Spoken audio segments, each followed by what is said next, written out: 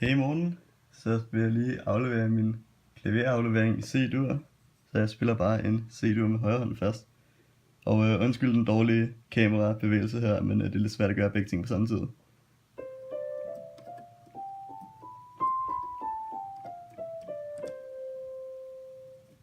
Så har vi en C-mol 7, D-mol 7, E-mol 7, F-mol 7, G7, A7, A-mol 7, undskyld, og så H-mol 7, B5, og så er vi tilbage på C-mol 7.